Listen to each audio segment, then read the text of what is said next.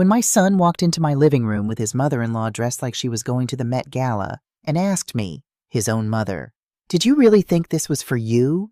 I knew my life had just shattered into 1,000 pieces. I was standing there in my burgundy dress, the one I'd spent $340 on, money I'd saved for 6 months, putting aside $20 here, $50 there from my pension check. I had on my good black shoes, the ones that pinched my toes but made me feel elegant. My pearl earrings, the ones Samuel gave me on our 20th anniversary. My hair was done up nice. I'd spent 2 hours at Sheila's salon getting it just right. And there was Patricia Lawson, stepping out of my son's Mercedes like she owned the whole south side of Chicago. Gold sequined dress that probably cost more than my mortgage payment. Sparkling under that May sunshine like a damn chandelier. Hair piled up in some fancy style. Diamond necklace catching the light. Walking up my porch steps. The same steps I've been meaning to fix for 2 years, like she was on a runway in Paris. She looked me up and down. Took her sweet time doing it too. Then she smiled that smile. You know the one. The smile that don't reach the eyes. The smile that says bless your heart, but means something else entirely. "Oh, Rosa," she said, her voice dripping like honey over poison. "What a quaint dress. Very appropriate for staying home." Staying home. Those 2 words hit me like a slap. My mind couldn't process it, couldn't make sense of it. Because 3 weeks ago, my son Terrence had called me. Called me himself, not his wife Brianna. Him. And he'd said, "Mom, I made a reservation for Mother's Day. Nice Italian place downtown. The Rosewood Room. I want to do something special this year. Get dressed up, okay? I'll pick you up at 4. I'd gotten down on my knees right there in my kitchen and thanked God. Thanked him for finally answering my prayers, for finally bringing my son back to me, for finally making me matter again. But standing there on my own porch, looking at Patricia in her gold dress and Terrence avoiding my eyes and Brianna examining her manicure like it was the most interesting thing in the world, I realized God hadn't answered anything. This was something else entirely. My phone is sitting on my kitchen table right now. 32 missed calls from Terrence.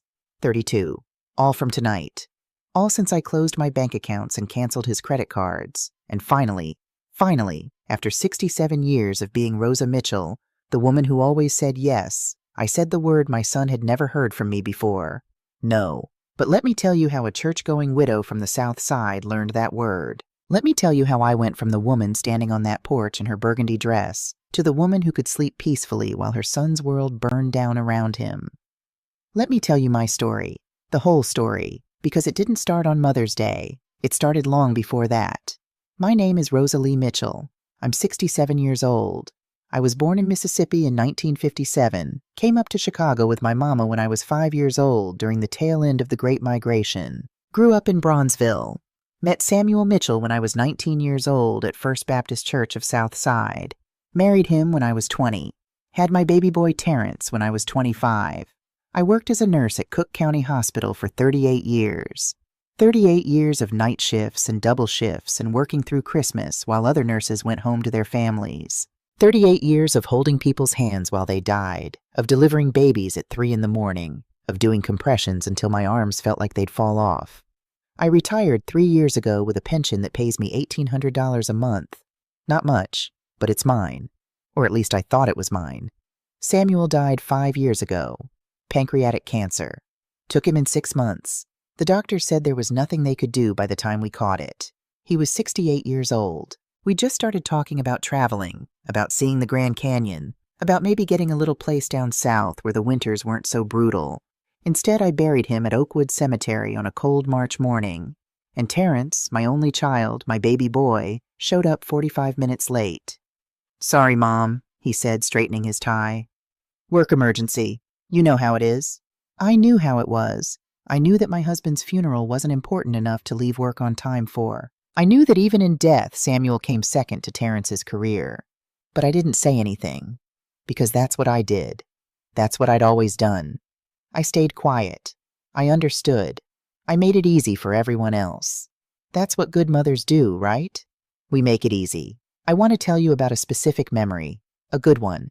Because before I tell you about how everything fell apart, you need to know what I was holding on to. You need to know why I waited so long, why I took so much. It was Mother's Day, 1998. Terrence was 13 years old. Skinny kid, all arms and legs, with Samuel's eyes and my stubborn chin. He woke me up that morning. I'd worked a double shift the night before, came home at 7 in the morning, collapsed into bed still in my scrubs. I woke up to the smell of something burning. I ran downstairs in a panic, thinking the house was on fire, and there was Terrence in the kitchen, waving a dish towel at the smoke detector, pancakes black as coal in the pan. "I was trying to make you breakfast," he said, looking like he might cry. "For Mother's Day. But I burned them." I turned off the stove, opened the windows, and then I looked at him, really looked at him. This boy who'd set his alarm for 6 in the morning after I'd worked all night. This boy who'd tried to cook even though he'd never made anything more complicated than cereal. This boy who loved me. "Baby," I said, "these are the best pancakes I've ever seen." He knew I was lying, but he grinned anyway. And then he handed me a card he'd made. Construction paper folded in half. Drew flowers on the front with markers. Inside, in his careful handwriting, "To the best mama in the whole world. You work so hard. I love you forever. Terry." I've kept that card in my wallet for 26 years. It's worn now, the edges soft, the fold threatening to tear. But I can't throw it away, because that card is proof. Proof that once upon a time I had a son who loved me, who saw me, who tried to make me burnt pancakes because he wanted me to know I mattered. I pull that card out sometimes, usually late at night when I can't sleep, when I'm wondering where that boy went, when I'm trying to figure out what I did wrong, when I did wrong enough that he could look at me standing in my good dress and ask, "Did you really think this was for you?" Terrence is 42 years old now. He's a lawyer, made partner at a downtown firm 3 years ago. Criminal defense. He makes good money, real good money. Lives in Lincoln Park in a brownstone that probably costs more than I'll make in my entire lifetime. Drives a Mercedes. Wears suits that cost more than my monthly pension. He married Brianna 8 years ago. She's a nice enough girl, I guess. Quiet. Always impeccably dressed. Works in marketing for some tech company. They don't have children. Not the right time, they always say when people ask. Though Brianna's 38 now, and I wonder if the right time will ever come. But this story isn't really about Brianna. It's about Patricia Lawson. Patricia is Brianna's mother. She's 65 years old, 2 years younger than me. Her husband died 7 years ago, left her sitting pretty on a pile of real estate investments and life insurance. She lives in a penthouse in Gold Coast. You know, where the rich white folks live. Though Patricia makes sure everyone knows she's comfortable, not rich. As if there's a difference when you're drinking wine that costs more than my electric bill. Patricia is everything I'm not. She's polished, sophisticated. She talks about standards and class and going to the club. She hosts charity galas. She's on the board of some museum. She wears designer clothes and gets her hair done every week at some salon where they serve you champagne while you wait. And somewhere along the way, Patricia decided that Terrence wasn't just her son-in-law. He was her son. I should have seen it happening. The signs were all there. But love makes you blind, doesn't it? And a mother's love? That's the blindest kind of all. Christmas, 2021. That was the first time I really felt it. The shift. I'd been preparing for weeks. I always host Christmas dinner. It's tradition. Been doing it since Terrence was a baby. Samuel and I started the tradition. And after he died, I kept it going. Because traditions matter. Because family matters. Because Christmas morning in an empty house is the loneliest sound in the world. And I needed something to look forward to. I bought a turkey. A big one, 20 pounds. Got all the fixings. Made my mama's cornbread dressing recipe, the one with the sage and the celery that takes half a day to make right. Made sweet potato pie. Made greens. Made macaroni and cheese. Not the box kind, the real kind. The kind where you grate the cheese yourself, and it comes out of the oven all golden and bubbling. I set the table with my good china. The plates Samuel's mother gave us when we got married. I only bring them out twice a year, Thanksgiving and Christmas. I polished the silver, put out the nice napkins, made a centerpiece with pine branches and candles. The table was set for 3. Me, Terrence, Brianna. Christmas morning I went to church, came home, put the turkey in the oven, set everything else to warming, changed into my Christmas sweater, the red one with the snowflakes that Terrence gave me years ago. I looked at the clock. 2 p.m. Dinner was at 3. At 2:47, my phone rang. Hey, Mom. Hey, baby. You on your way? A pause. I should have known right then. Should have heard it in that pause. Mom, I'm sorry. We're not going to make it. The kitchen suddenly felt very cold.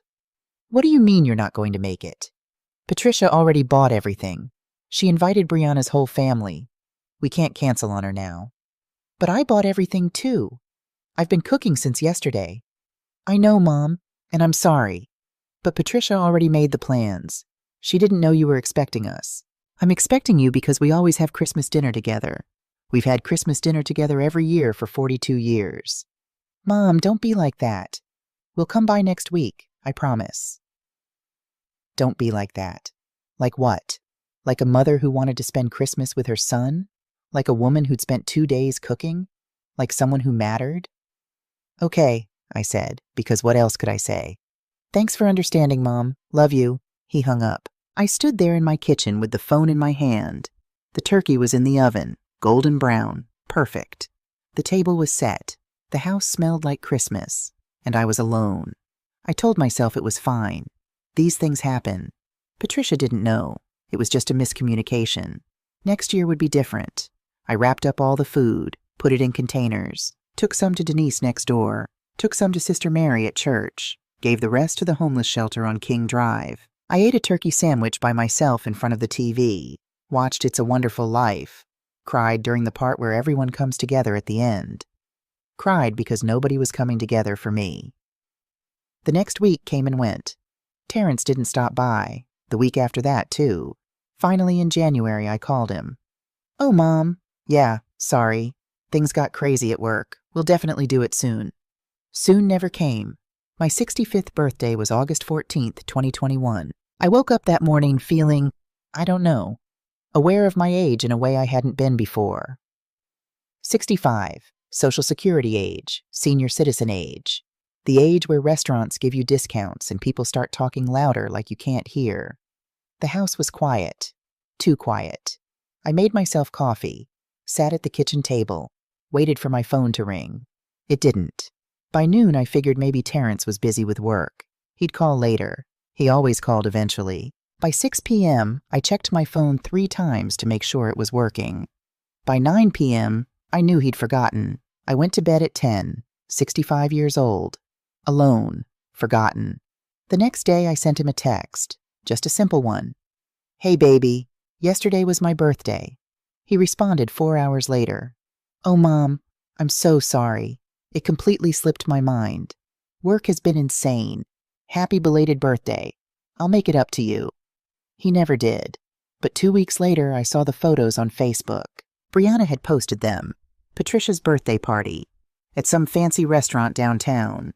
Terrence was there. Big smile, holding up a glass of champagne. Patricia was blowing out candles on a cake that looked like it came from one of those bakeries where you have to order 3 weeks in advance. The caption read, "Celebrating this amazing woman who raised my beautiful wife. So grateful for family." Terrence had commented, "Best mother-in-law a guy could ask for." I stared at that photo for 20 minutes, zoomed in on Terrence's face. He looked happy. Really happy. Happier than I'd seen him look in years. Certainly happier than he looked in any photos with me. I closed Facebook, made myself some tea, told myself I was being silly, told myself it was normal for a man to celebrate his mother-in-law's birthday, told myself I was just feeling sensitive because he'd forgotten mine. But deep down, in a place I didn't want to look at, I knew something had changed. I knew I was being replaced, and I didn't know how to stop it. The bathroom incident happened in March 2022. My toilet had been running for weeks. Not a big deal at first, just annoying. But then my water bill came and it was $60 higher than normal. $60 I couldn't really afford to waste. I called Terrence on a Tuesday afternoon. Hey, baby, I hate to bother you, but my toilet's been running and I can't figure out how to fix it. Could you maybe stop by this weekend and take a look? Mom, I'm slammed right now. Can you just call a plumber? A plumber costs money. I thought maybe you could... Mom, I don't have time. Just call someone. I'll Venmo you some money for it. He hung up before I could say anything else. The money never came. I ended up calling Denise's nephew, Marcus. He's 23, studying plumbing at the community college. Sweet kid. He fixed it in 15 minutes. Wouldn't take any money. Mrs. Mitchell, you've been bringing me soup when I'm sick since I was in diapers. I'm not taking your money. I gave him $50 anyway.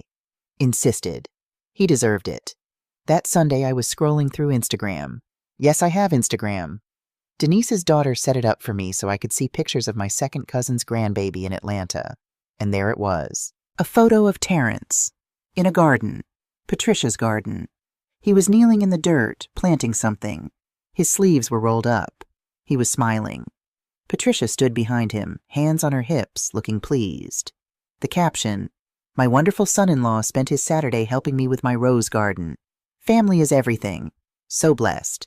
Terrence had commented, "Anything for you. The garden looks amazing." I stared at that photo until my eyes burned. He didn't have time to fix my toilet, but he had time to plant roses for Patricia. He didn't have time for a 15-minute stop at his mother's house, but he had time to spend his entire Saturday in Gold Coast. I didn't say anything. Not to him, not to anyone except Denise. "Girl," Denise said when I showed her the photo, "that ain't right." "He's just being a good son-in-law," I said. "That's nice. I raised him to be helpful." Denise looked at me with those eyes, the eyes that said she knew I was lying to myself, but she didn't push it, just squeezed my hand. "You're a better woman than me, Rosa. That's all I'm going to say." I want you to understand what my days were like, before everything changed, before Mother's Day, before I learned to say no.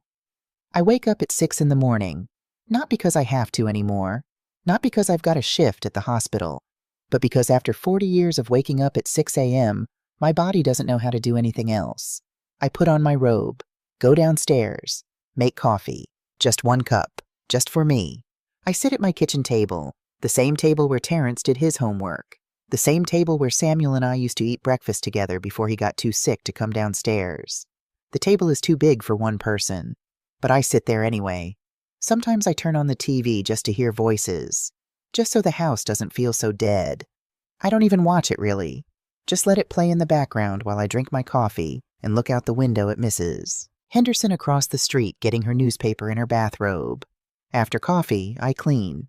I vacuum carpets that don't have dirt on them. I dust furniture that nobody touches. I scrub a bathroom that only I use.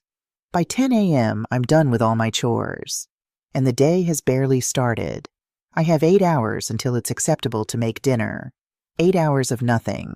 Some days I go to the grocery store. I take my time, walking slowly up and down every aisle, reading labels, comparing prices, buying things I don't really need just so I have a reason to be there. The cashiers know me. "How you doing today, Mrs. Mitchell?" "Just fine, baby. Just fine." Just fine. That's what I always say. Because what else am I supposed to say? That I'm lonely? That my son doesn't call?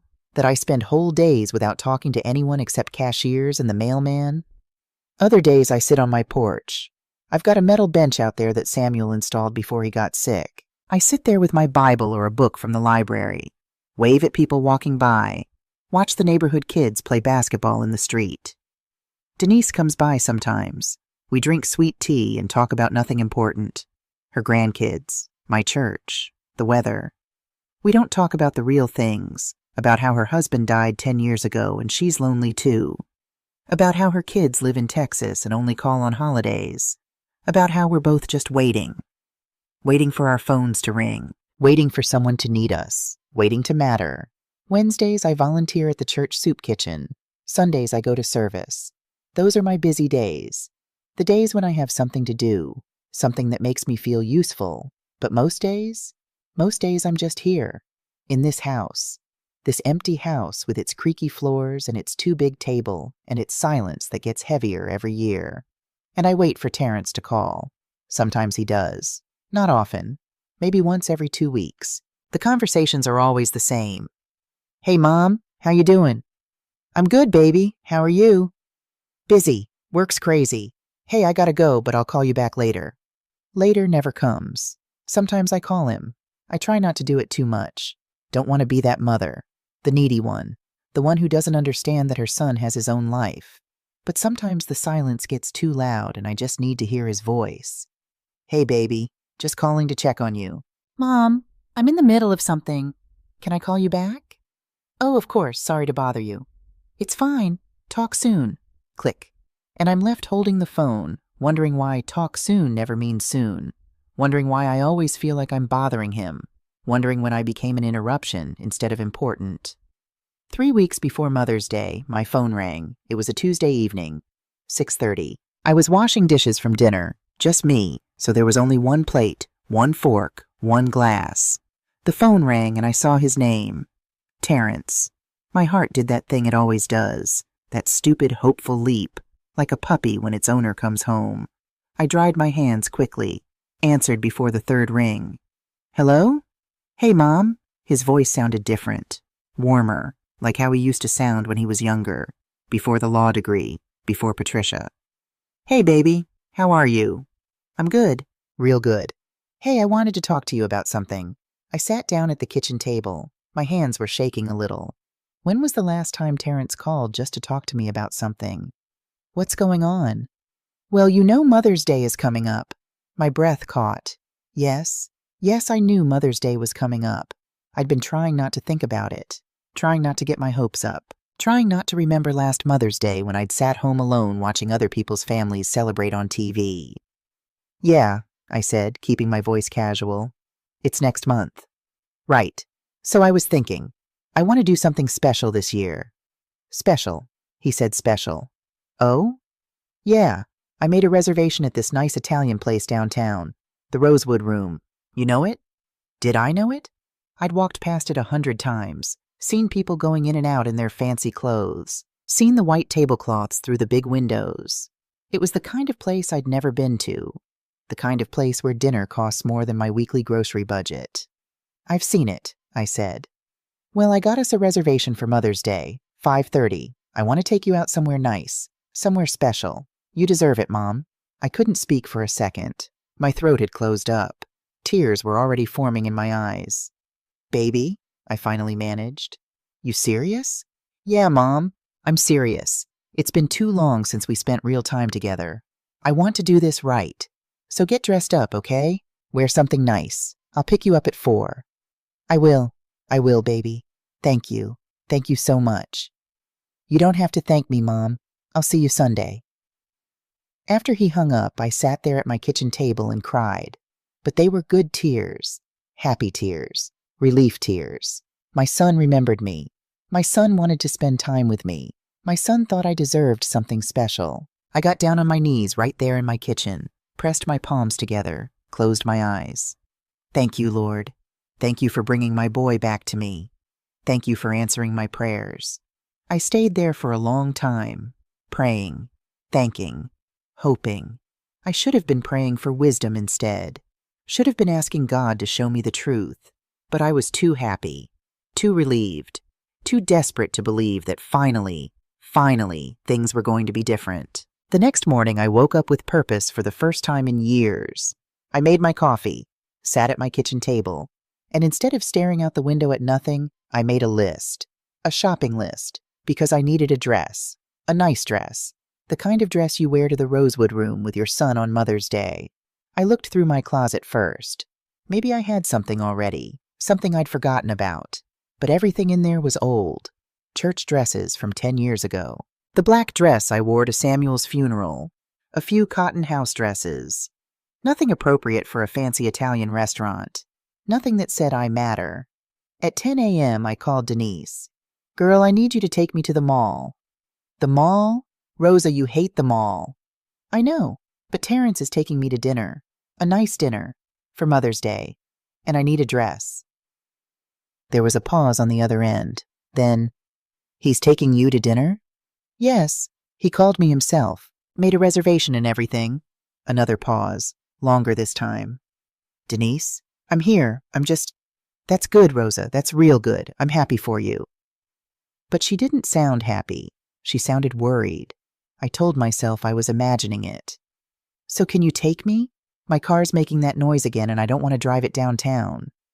Of course, honey. Give me an hour. We went to Macy's. I hadn't been there in probably 5 years. The last time was to buy something for Terrence and Brianna's wedding. A mother of the groom dress that I wore once and never again. The store was overwhelming. Too bright, too big, too many choices. Young girls everywhere in tight jeans and crop tops, music playing too loud. I felt old just walking through the doors. Where do we even start? I asked Denise. Women's special occasion, she said like she'd done this before. Follow me. We found the section. Racks and racks of dresses. Sparkly ones, plain ones, short ones, long ones, every color you could imagine. I touched the fabrics. Silk, satin, chiffon. Everything felt expensive. Everything felt like too much. Can I help you ladies find something? A young woman appeared, maybe 25, blonde hair and a ponytail. Name tag said Ashley. She had that smile, the retail smile, the one that's friendly but also says she's working on commission. I need a dress, I said, for dinner, somewhere nice. What's the occasion? Mother's Day. My son's taking me out. Her smile got bigger, more genuine. That's so sweet. What kind of style are you looking for? I looked at Denise. I had no idea what kind of style I was looking for.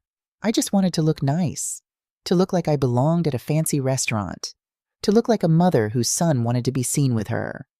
Something elegant, Denise said, but not too fancy, age-appropriate, classic. Ashley nodded, started pulling dresses off racks, held them up to me, too bright, too tight, too young. Then she pulled out a burgundy one, deep wine color, knee-length, simple cut, cap sleeves, modest neckline. Try this one, she said. I took it to the fitting room, pulled the curtain closed, stood there for a minute just looking at the dress on its hanger. It was beautiful. Simple, but beautiful. I put it on. It fit perfectly. Hugged my curves without being too tight. The color made my skin look warm, alive. I looked at myself in the mirror and I didn't see an old woman. I saw Rosa, a woman going to dinner with her son, a woman who mattered. I stepped out of the fitting room. Denise's hand went to her mouth. Oh, Rosa, you like it? Honey, you look beautiful. Ashley appeared with a pair of black heels, low ones. These would be perfect with it. I tried them on, looked at myself in the full-length mirror, turned to the side, smoothed the dress over my hips. I looked good, really good. How much is it? I asked Ashley. She checked the tag. The dress is $289. The shoes are $60. $349. More than my electric bill. More than I spent on groceries in a month. More than I'd spent on myself in... I couldn't remember how long. I'll take it, he said. Denise looked at me. Rosa, you sure? I'm sure. Because I was. For once in my life, I was going to do something for myself. I was going to look nice. I was going to feel special. My son was taking me to dinner and I deserved to have a beautiful dress. At the register, I pulled out my debit card, the one connected to my pension account, held my breath while it processed, prayed it wouldn't decline. It went through. Ashley folded the dress carefully in tissue paper, put it in a nice bag, handed it to me with a smile. Your son is lucky to have you. Happy Mother's Day. Thank you, baby. The next 2 weeks were the happiest I'd been in years. I went to Sheila's salon, got my hair done. Not just a wash and set, a real style. She trimmed it, did it up nice, used the good products. What's the occasion? Sheila asked, her hands working through my hair. My son's taking me to dinner. Mother's Day. Terrence, really? I heard it in her voice. That same surprise Denise had. Like it was shocking that my son would spend time with me. Yes, really, I said, a little defensive. No, I didn't mean it like that. That's wonderful, Rosa. I'm happy for you. But I could see her face in the mirror. She looked concerned. Everyone looked concerned when I told them, like they knew something I didn't, like they were waiting for the other shoe to drop. I ignored it, ignored all of them. They were just jealous. Or maybe they didn't understand. Terrence was busy. He had a demanding job, a wife, responsibilities. But he was making time for me now. That's what mattered. I bought new stockings, got my nails done for the first time in 10 years, bought a small black clutch purse to match my shoes. Every night I'd take the dress out of the closet, hold it up. Imagine walking into the rosewood room on Terrence's arm. Imagine the hostess seating us at a table by the window. Imagine having real conversation with my son. Not a rushed phone call, not a 30-second check-in. Real time, real connection. I'd imagine him looking at me across the table and saying, "Mom, I'm sorry I've been so distant. I'm going to do better." And I'd say, "That's okay, baby. I understand. I'm just glad we're here now." And everything would be okay. Everything would go back to how it used to be. When I mattered. When I was more than just someone to call when he needed something. Sunday morning, Mother's Day. I woke up at 5 a.m. even though I'd tried to sleep in. Couldn't sleep. Too excited. Too nervous. Like a teenage girl before prom. I made coffee. Read my Bible. Proverbs 31. Her children arise and call her blessed. Today, my child would call me blessed. Today, everything would be different. I went to church. Wore a simple dress. Saved the burgundy one for later. Pastor Johnson preached about honoring your mother and father, about how children should care for their parents. I felt like he was talking directly to me, validating me. After service, Sister Mary grabbed my hand. "Happy Mother's Day, Rosa." "Thank you, sister." "You doing anything special today?" "My son's taking me to dinner." Her face lit up. "Praise the Lord. It's about time that boy remembered his mama." She didn't mean it to sting, but it did. Because she was right. It was about time. Years past time. I got home at 1 p.m. Dinner wasn't until 5:30, but I needed hours to get ready. I showered, used the good soap I'd been saving. The lavender one from the gift basket Denise gave me for Christmas 2 years ago. Lotioned my whole body. Put powder in places ladies put powder. I did my makeup carefully. Foundation, blush, lipstick, a soft pink that Sheila had recommended. Not too much, just enough to look polished. I put on the dress, zipped it up carefully, smoothed it down, put on the shoes. The pearls Samuel gave me on our 20th anniversary. The only good jewelry I owned. I looked at myself in the full-length mirror in my bedroom. I looked beautiful, not young. I couldn't look young, but beautiful in the way a woman my age could be beautiful. Elegant, put together, dignified. I looked like someone's mother, someone's beloved mother. I went downstairs at 3:30, sat on my sofa with my new clutch purse on my lap, hands folded, waiting. Denise knocked on the door at 3:45. "Just wanted to see you before you left," she said. I stood up, turned around. "Girl," she said softly, "you look like a queen." "You think so?" "I know so. Terrence better treat you right tonight." "He will." She looked at me for a long moment. "Rosa, if anything goes wrong, nothing's going to go wrong. I'm just saying, if it does, I'm right next door." "I know. Thank you." She hugged me, careful not to wrinkle the dress. Then she left. I sat back down, looked at the clock. 3:52. 8 more minutes. My heart was beating so fast. I felt dizzy with anticipation. This was it. This was the moment everything changed. The moment my son came back to me. At 3:58, I heard a car. I stood up, smoothed my dress one more time, checked my hair in the hallway mirror, picked up my purse. The car door slammed. Then another door. Then another. I froze. That was 3 doors. 3 people. Maybe he brought Brianna. That was okay. That was fine. The reservation was probably for 3. That made sense. Me, Terrence, and Brianna. A family dinner. I walked to my front door, put my hand on the knob, took a deep breath, opened it, and there was my son, tall, handsome in his charcoal gray suit, looking down at his phone like it was more interesting than his mother. And there was Brianna, stepping out of the passenger seat, wearing a simple black dress, hair in a bun, looking uncomfortable. And there, getting out of the back seat, was Patricia Lawson. She was wearing a gold dress, not just gold sequins, thousands of them, catching the May sunshine like a mirror ball. The dress was floor length, evening gown length. She had on gold heels, a gold shawl draped over her shoulders, diamonds at her throat, diamonds in her ears. Her hair was done up in an elaborate style that must have taken hours. She looked like she was going to the Oscars. She looked at me standing in my doorway in my burgundy dress and my modest black heels and my small clutch purse, and she smiled. "Oh, Rosa," she said, her voice carrying across my small front lawn, probably loud enough for Mrs. Henderson across the street to hear. "What a quaint dress. Very appropriate for staying home." The words didn't make sense. My brain couldn't process them. Staying home? I looked at Terrence. He was still looking at his phone. "Terry?" I said. My voice came out small, uncertain. He looked up, looked at me, really looked at me for the first time. And I saw it in his eyes. Surprise, like he'd forgotten I existed, like he was confused about why I was standing there in a dress. "Mom," he said, Did you think this was for you?" Time stopped. The world tilted. Everything. The porch beneath my feet, the dress I'd spent $340 on, the hours I'd spent getting ready, the 2 weeks I'd spent excited, the years I'd spent waiting. Everything crashed down around me. "What?" It was all I could manage. One word.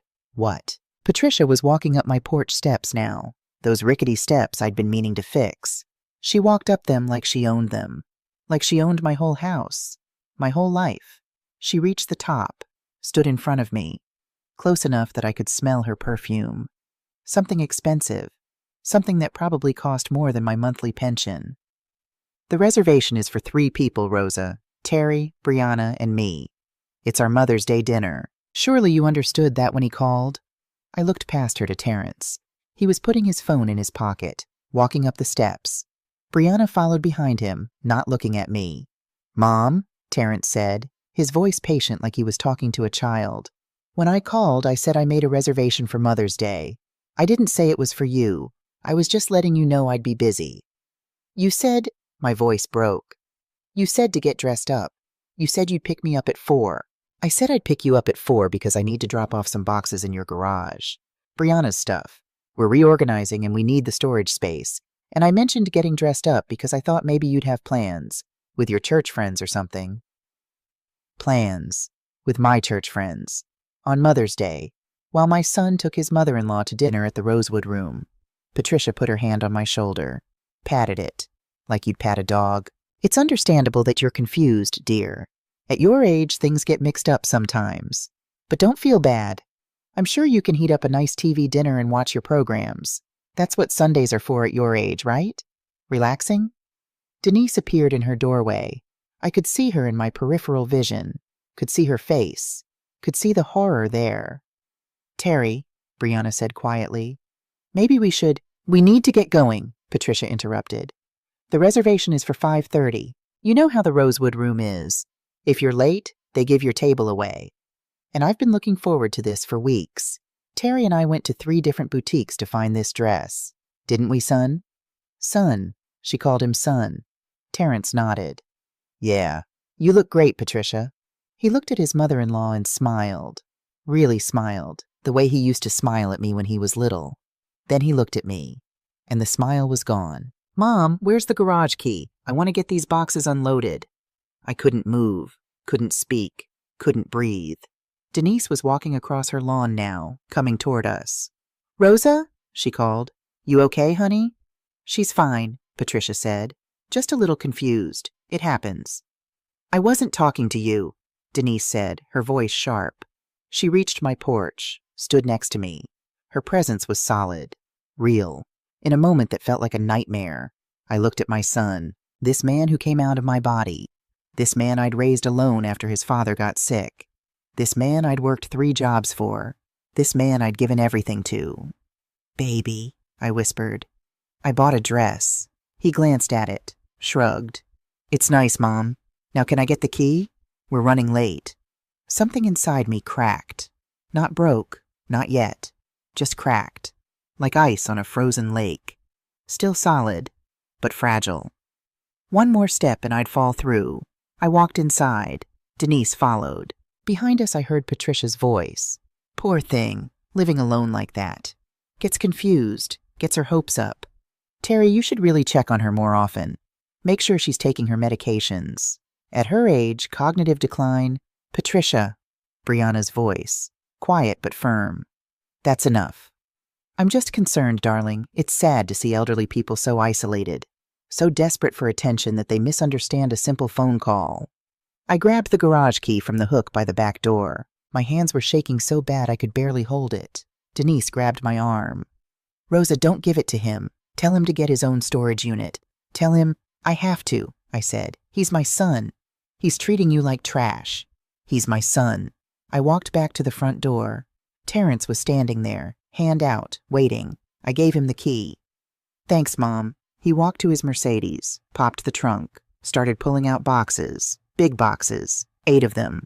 He carried them to my garage, opened the door, started stacking them inside. My garage, where Samuel's tools still hung on the walls, where I'd parked my car for 40 years, now full of my son's junk. Stuff he didn't want, but I had to keep.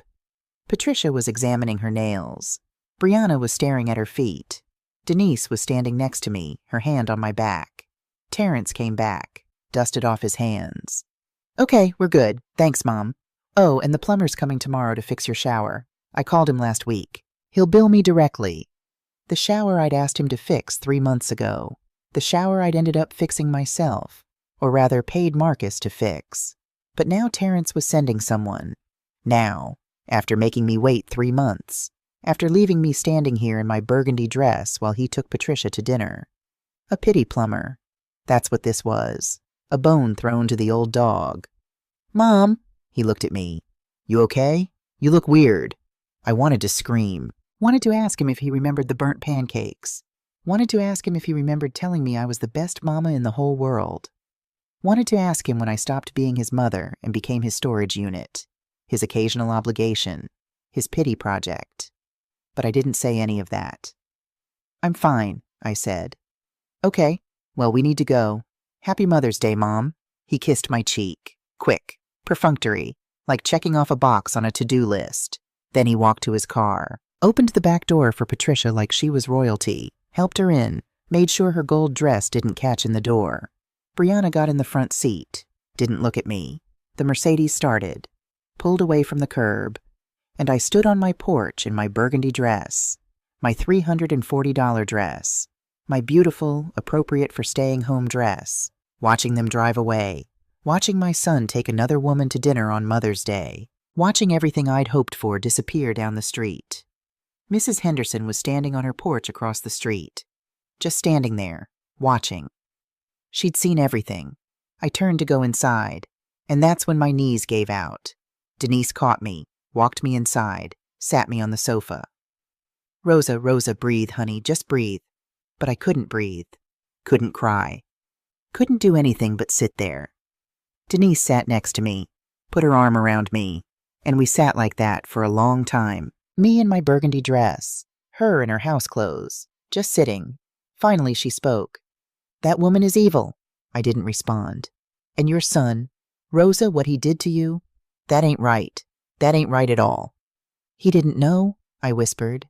He thought I understood. Bullshit. He knew. Patricia knew. They wanted you to think you were going. They wanted to humiliate you. Why would they do that? Because Patricia's threatened by you. Because she's trying to replace you. And Terrence is letting her. I looked at Denise. What do I do? I don't know, honey. But whatever you do, you can't let this go. You can't just accept this. But I had always accepted it. That's what I did. That's who I was. Rosa Mitchell, the woman who understood, the woman who didn't make waves, the woman who loved her son enough to let him hurt her. I'm tired, I said. You want me to stay? No, I need to be alone. Denise hesitated, then nodded. I'm right next door. You call me if you need anything. Anything at all. After she left, I sat on my sofa, still in my dress, still in my heels. The house was so quiet. I looked at the clock. 6 p.m. They were at the restaurant now, probably being seated. Patricia probably making a scene about something. Terrence probably laughing at her jokes. Brianna probably wishing she was anywhere else. And me, I was here, alone, on Mother's Day, in my $340 dress. I don't remember taking off the dress. Don't remember taking off the shoes. Don't remember getting into bed. But I must have, because I woke up at 3 a.m. in my nightgown. The dress was hanging on the back of my bedroom door. The shoes were on the floor beneath it. I couldn't go back to sleep. I went downstairs, made tea, sat at my kitchen table, and that's when I saw my laptop, the one Terrence bought me 5 years ago for Christmas. So you can email me, Mom, and look at photos on Facebook. I barely used it. I didn't really know how, but I opened it now, waited for it to boot up. Clicked on the email icon. There were hundreds of emails. Spam mostly. Credit card offers. Store promotions. But one caught my eye. From 3 days ago. Important notice. Unusual activity on your account. It was from my bank. I clicked on it.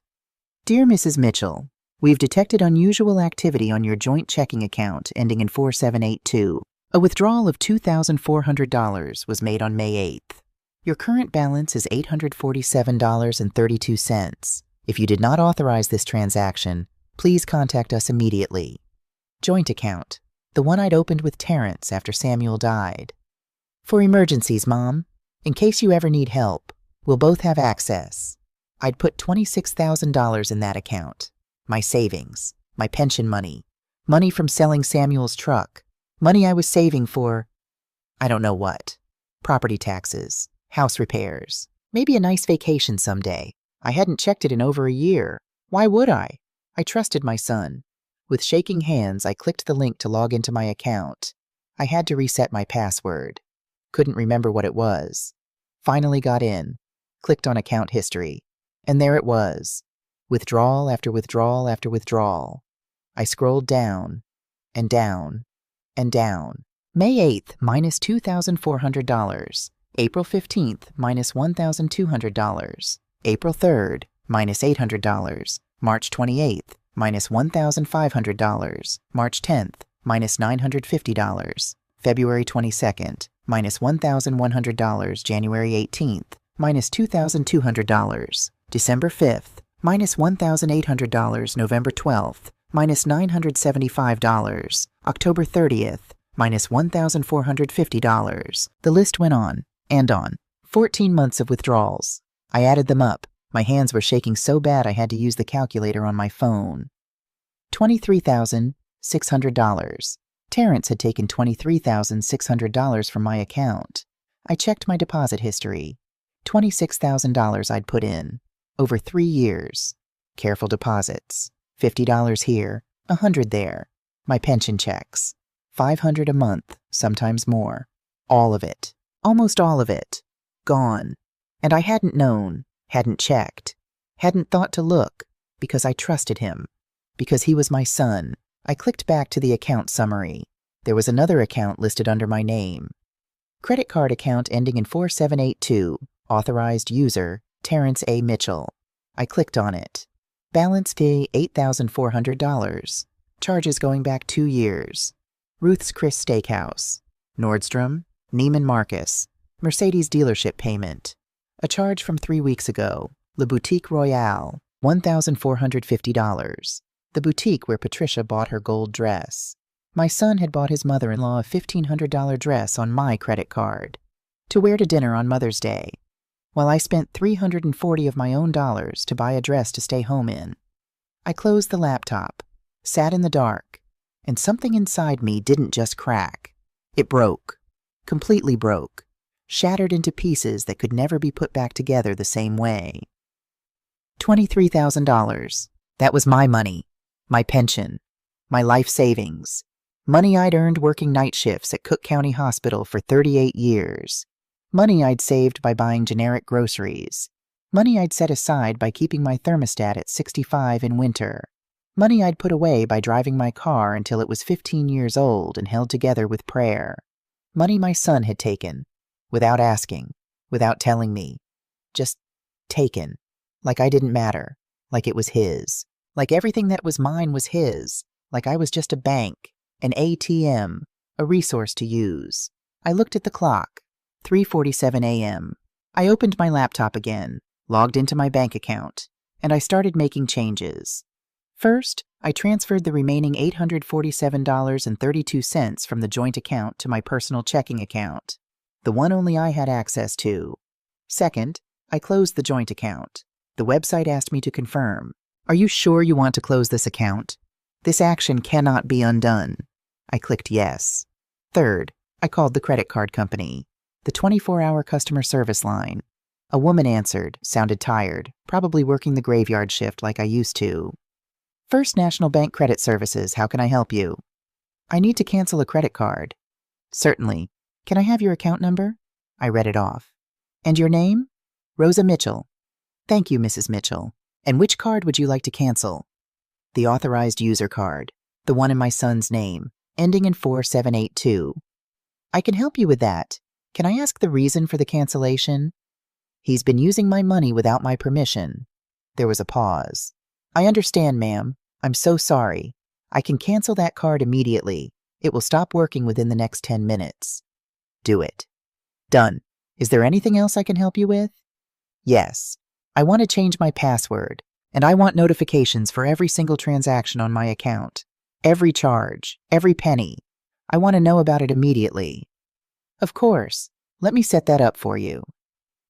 We spent 10 minutes going through security settings, creating a new password, setting up text alerts, email alerts, everything.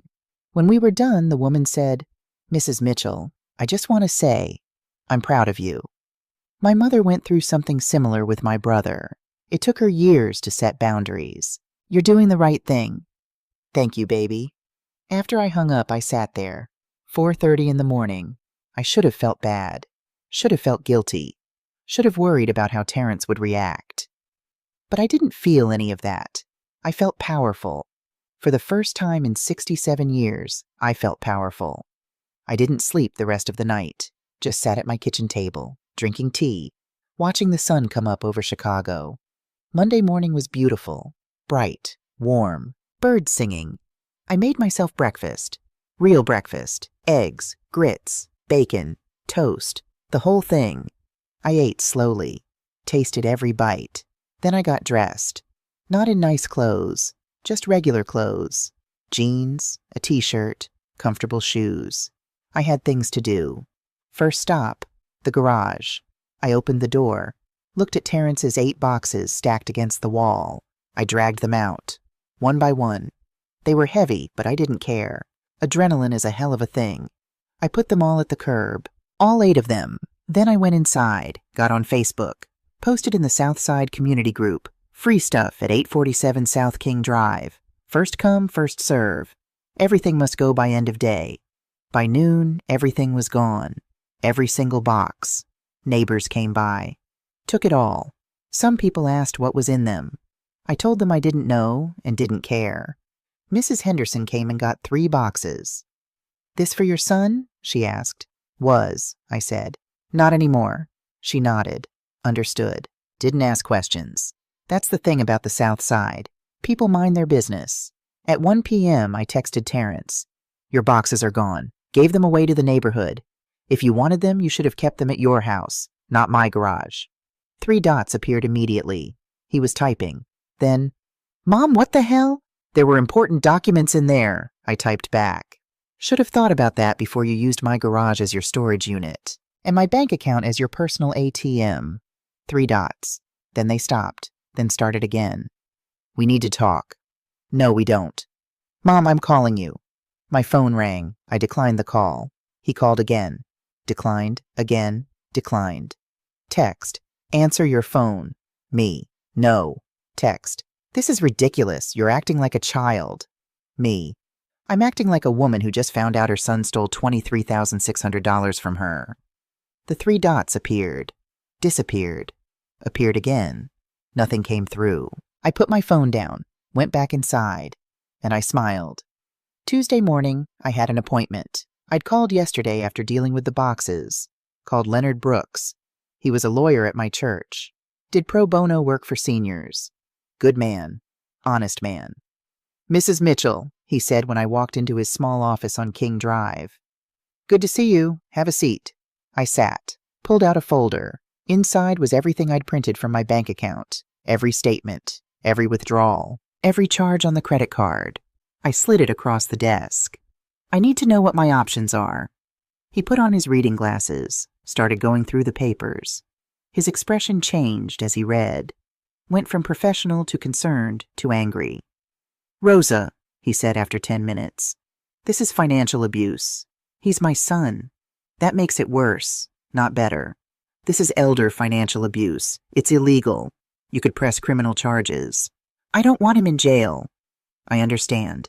But you need to understand how serious this is. He took over $23,000 from your account without your permission. He ran up $8,000 in credit card debt in your name. This isn't just family drama. This is theft. I sat with that. Theft. My son was a thief. What can I do? Leonard leaned back in his chair. A few things. First, you've already done the right thing by closing the accounts. Good. Second, I can send him a formal demand letter, legal letterhead, demanding full repayment within 30 days. And if he doesn't pay? Then we file a civil suit. Take him to small claims court. We have all the documentation. This is open and shut. Would I win? Absolutely. The question isn't whether you'd win. The question is whether you're prepared for what comes after. This will destroy your relationship with your son, whatever's left of it. I looked at Leonard, this kind man who'd never steered me wrong. Mr. Brooks, Day said. My son took me for $23,000. He took his mother-in-law to dinner on Mother's Day. He made me believe I mattered and then made me stand there in my good dress while he drove away with someone else. Whatever relationship we had, it's already destroyed. This is just me cleaning up the wreckage. He nodded slowly. Okay then, let's do this right. I'll draft the demand letter today. We'll send it certified mail. Give him 30 days to respond. And Rosa? Yes? I'm proud of you. Most people in your situation never fight back. They just take it. You're doing something brave. I don't feel brave. That's how you know it's real bravery, when you're scared and you do it anyway. Wednesday morning, I woke up different. Not better, not worse, just different. Like something fundamental had shifted inside me. Like I'd been carrying a 100-pound weight my whole life and finally set it down. My shoulders felt lighter. My chest felt open. I could breathe deeper than I had in years. I made my coffee, sat at my kitchen table, and instead of waiting for the phone to ring, instead of checking to see if Terrence had called, I made another list. This one was different than the shopping list I'd made 2 weeks ago. This one wasn't about what I needed to buy. It was about what I needed to take back. I wrote at the top, things I'm reclaiming. 1. My money, what's left of it. 2. My space, garage is mine. 3. My time, no more waiting by the phone. 4. My dignity, no more begging for crumbs. 5. Myself, remember who Rosa was before she became just Mom. I looked at that list for a long time. Number 5 was the hardest, because I couldn't remember who Rosa was. I'd been Mom for 42 years. Before that, I was Samuel's wife for 18 years. Before that, I was Mama's daughter. When was I ever just Rosa? I was about to find out. Thursday afternoon, my phone rang. Unknown number. I almost didn't answer. But something made me pick up. Mrs. Mitchell? Yes? This is Jessica Torres. I'm an attorney representing Brianna Mitchell. Do you have a moment to talk? My heart stopped. Brianna's attorney? Was she suing me? Had Terrence convinced her I was crazy? That I'd stolen from him somehow? What's this about? It's regarding your son, Terrence. I'm representing Mrs. Mitchell, Brianna, in her divorce proceedings. Divorce. The word hung in the air like smoke. Divorce? Yes, ma'am. She filed 2 weeks ago. And in the course of our investigation into marital assets, we discovered some concerning financial irregularities. What kind of irregularities? Mrs. Mitchell, I need to ask you something directly. Did you authorize your son to withdraw funds from your joint account? Specifically, $23,600 over the course of 14 months? No. Did you authorize him to make charges on a credit card in your name, totaling $8,400? No. I didn't even know about the credit card until Monday. There was a pause. I could hear papers rustling. Mrs. Mitchell, I need to inform you of something, and I want you to understand that my client, Brianna, had no knowledge of this until our forensic accountant found it. Found what? Your son has been embezzling from his law firm, approximately $80,000 over the past 2 years. He was using the money to fund a real estate investment scheme, a scheme that collapsed 3 months ago. The room spun. 80,000? Yes, ma'am. The firm hasn't discovered it yet. He's been moving money around, cooking the books. But our accountant found it, and we're legally obligated to report it. Oh my God! There's more. The $23,000 he took from you? That was part of his attempt to cover the losses from the investment scheme. He owed money to his business partners. They were threatening to sue. He was desperate. I sat down. My legs wouldn't hold me anymore. The credit card charges, Jessica continued. The $1,500 dress for Patricia Lawson? That was part of his, I don't know what to call it, his performance. He was trying to keep Patricia happy because she'd also given him money. $30,000. $30,000? Yes, she took out a loan against her condo to help him. He told her it was a guaranteed investment, told her she'd double her money in 6 months. It was all a lie. So Patricia was a victim too. Patricia, who'd stood on my porch in her gold dress and called me confused. Patricia, who'd stolen my son. She'd been scammed just like me. I should have felt sorry for her. I didn't. Why are you telling me this? I asked. Because Brianna wanted you to know she had no idea about any of it. The money he took from you, the embezzlement, the lies. She found out the same day she found out he'd maxed out their credit cards and taken a second mortgage on their house without telling her. Why is she divorcing him? Honestly, Mother's Day was the last straw. She said watching him humiliate you on your own porch, watching Patricia gloat, watching him act like it was all normal. She said she saw him clearly for the first time, saw what kind of man he really was, and she couldn't stay married to that man. I didn't know what to say. Mrs. Mitchell, Brianna wants to meet with you. No lawyers present, just the two of you. She wants to apologize. I don't know if I'm ready for that. I understand, but if you change your mind, here's my number. Call anytime. After we hung up, I sat at my kitchen table for an hour. Just sat there, processing. My son wasn't just a bad son. He was a criminal, a thief, a liar. He'd stolen from his employer, from his wife, from his mother-in-law, from his mother. And now his whole life was about to collapse. Part of me, the old Rosa, the mother Rosa, wanted to call him, wanted to ask if he was okay, wanted to help somehow. But the new Rosa, the Rosa who'd been standing on her porch in a burgundy dress while her world shattered, that Rosa knew better. That Rosa knew this was exactly what needed to happen. Saturday morning, 11 days after Mother's Day, there was a knock on my door. I looked through the peephole. Terrence, standing on my porch, looking like hell. He'd lost weight. His suit didn't fit right. Hung on him like he was a scarecrow. His eyes had dark circles under them. His hair needed cutting. He looked 10 years older than he had 2 weeks ago.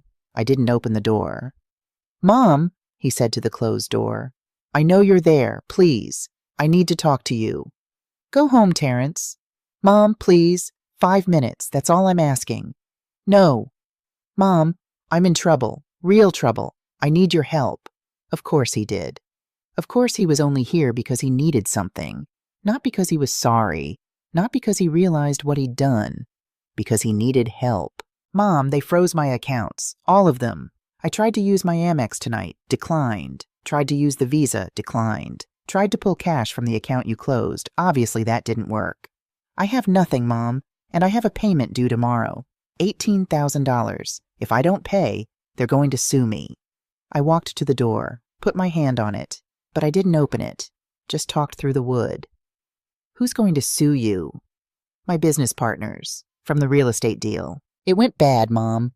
Really bad. And now they want their money back, and if I don't pay them, they're taking me to court." "You invested my money in a real estate deal?" Silence. "Terrence, you took $23,000 from my account and gambled it on some business deal?" "It wasn't gambling. It was supposed to be guaranteed. The guy said—" "I don't care what the guy said. That was my money. My pension. My savings. I was going to pay you back. I swear, Mom, I was going to—" "With what? More of my money? More money you stole from your law firm? More money you took from Patricia?" Silence again. "You know," I said, "don't you? You know that Brianna found out, that she's divorcing you, that she knows everything. Mom, please, I can fix this. I just need help. One more time. 18,000 and I can make everything right." I laughed. I couldn't help it. A bitter, hard laugh that didn't sound like me. "Make everything right? Terrence, you can't make this right. You stole from everyone who loved you. From your wife. From your mother-in-law. From your employer. From your mother. And now you're here asking for more?" "I'm not asking. I'm begging. Mom, I'm begging you. Please. I'm your son." And there it was. The magic words. The words that had always worked before. "I'm your son," as if that erased everything. As if being my son meant I owed him everything. as if the title mother meant I had to sacrifice myself on the altar of his mistakes. "You're right," I said. "You are my son, and because you're my son, I'm going to tell you the truth. The truth I should have told you years ago." I took a breath. "You're a thief, Terrence. You're a liar. You're a user. And you learned to be all those things because I taught you. I taught you that Mom would always say yes, that Mom would always forgive, that Mom would always fix your problems, that Mom didn't matter as much as you did. I taught you that by letting you walk all over me for years, and I'm sorry for that. I'm sorry I didn't teach you better.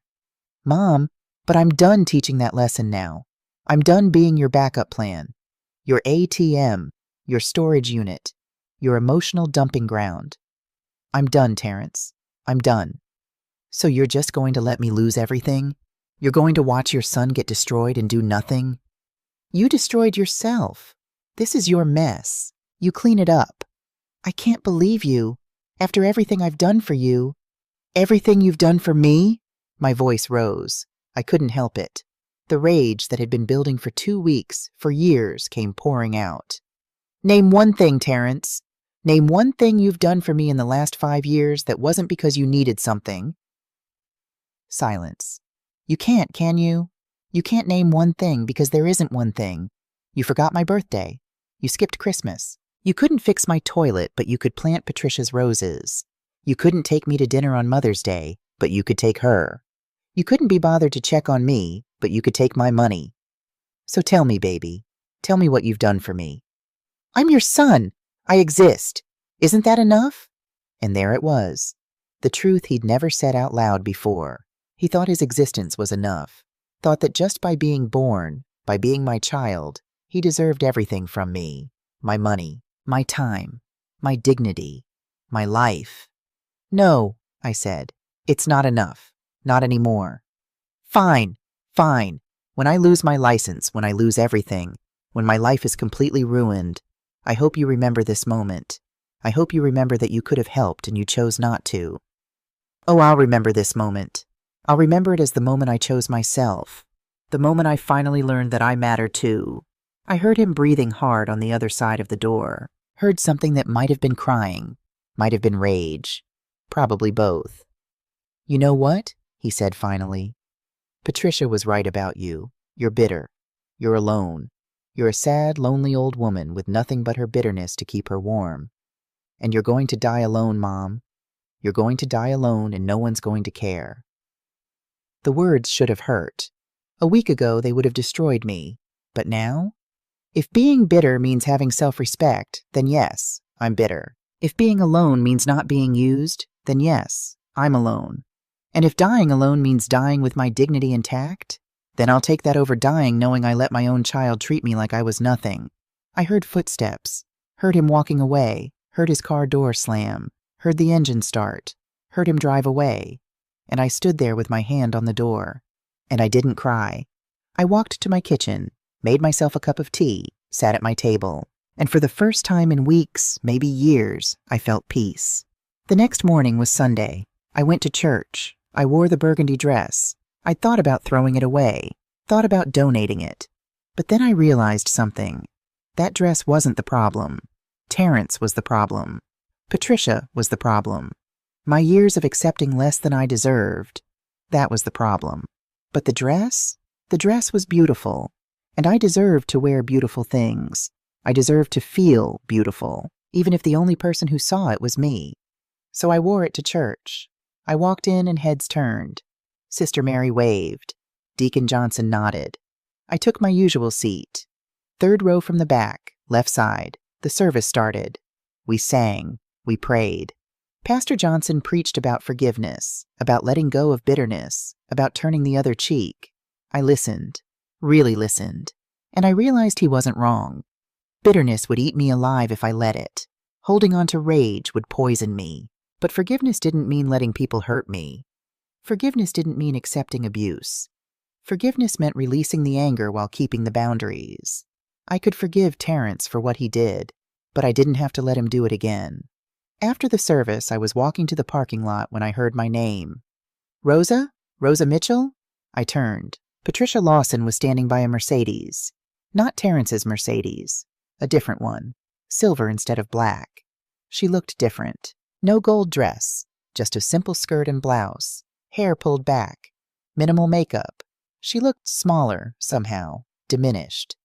Patricia, can we talk? Just for a minute? Every instinct told me to say no, to walk away, to let her stand there the way she'd let me stand on my porch. But I was curious, so I stayed. What do you want? I wanted to apologize. I almost laughed. Apologize? For Mother's Day, for everything. Rosa, I didn't know. About the money. About what Terrence was doing. I thought... She stopped, took a breath. I thought I was helping him. Helping them. The investment seemed legitimate. He showed me paperwork, projections. I gave him $30,000 thinking I was investing in my daughter's future. You gave him $30,000 to steal from me? I didn't know he was stealing from you. I swear, Rosa, I didn't know. Not until Brianna's attorney started investigating. Not until I saw the bank records. If I had known, you would have done it anyway. She stopped, looked at me. You spent a year trying to replace me, I continued. A year taking my holidays, my son, my place in his life. You stood on my porch and called me confused, called me sad, suggested I needed senior activities. You humiliated me in front of my neighbors, and you did it on purpose. Her face flushed. I was threatened by you. Why? I never did anything to you. Because he talked about you, about how hard you worked, how much you sacrificed, about the burnt pancakes and the double shifts and raising him alone. And I thought... She stopped, swallowed. I thought if I could be the mother he celebrated, if I could be the one he took to dinner and bought dresses for, then maybe Brianna would be enough. Maybe he'd stop looking at other women. Maybe he'd actually love her. So you tried to replace me to save your daughter's marriage? Yes. And it didn't work, because Terrence doesn't love anyone but himself. And I should have seen it. Should have seen what you saw years ago.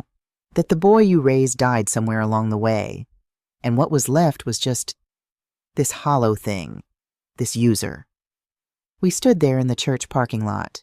Two women who'd both been fooled, both been used, both been made to feel small by the same man. I lost my money too, Patricia said quietly. $30,000. He was supposed to pay me back by now. Instead, he's being sued, being investigated. Brianna's divorcing him, and I'm out $30,000 I took from my retirement account. Part of me wanted to feel sorry for her. Part of me wanted to say good. I settled for the truth. Patricia, I'm sorry you lost your money, but I'm not sorry about the rest of it. You tried to take my place. You succeeded for a while, and now you know what it cost, what it really cost. I hope it was worth it. It wasn't. Then maybe you learned something. I walked away, got in my car, drove home, and I realized I